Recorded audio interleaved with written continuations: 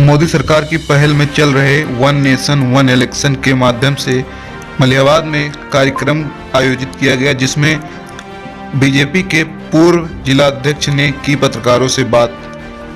Sir, जो आज one nation one election क्या मेन उद्देश्य है? इसका मेन उद्देश्य ये है कि जो एक राष्ट्र एक चुनाव माननीय प्रधानमंत्री जी के नेतृत्व में केंद्रीय कैबिनेट ने इसका निर्णय लिया है।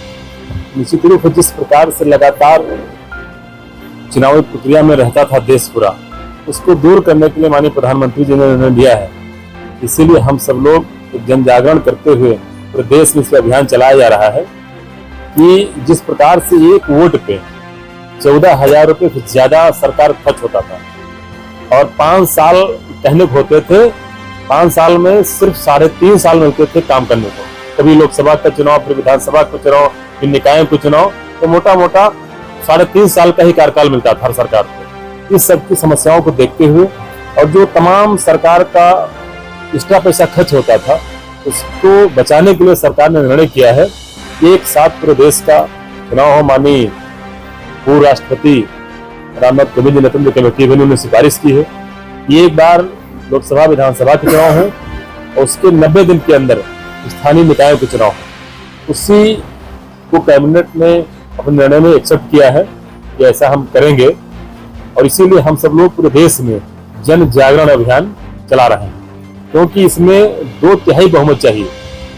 जिस प्रकार परिदृश्य है, 2/3 बहुमत तभी मिलेगा जब जनता का प्रेशर बनेगा उनके ऊपर, वरना तो मोदी जी के हर अच्छे काम का जिसका विपक्ष विरोध करता है, इसका विरोध करेगा। सब अभी जो माननीय रामनाथ कोविंद जी के नेतृत्व में कमेटी बनी थी, उसमें 47 दलों की सहमति, मतलब उसमें भाग लिया था, अपने सुझाव दिए, जिसमें 35 ने समर्थन किया। 35 दलों ने कि हम एक साथ चुनाव कराने में सहमत हैं। 12 दल हैं जो खासकर जो कट्टर विपक्ष हमारे हैं, उन्हीं सबका विरोध है। तो निश्चित रूप से हम सब लोग जनता के बीच में जा रहे हैं। जब जनता का प्रेशर बनेगा वो सब लोग इस पर सहमत होंगे।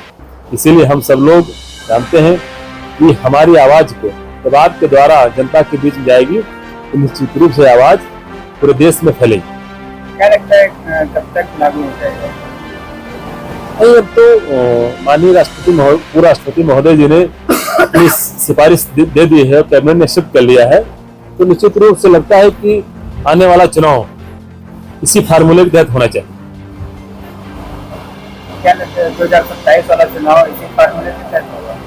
27 और 29 का जो हम सबको लगता है कि अगर सहमति बनी, कैबिनेट में प्रस्ताव और संसद में पास हो गया तो हो जाना चाहिए चुनाव एक साथ।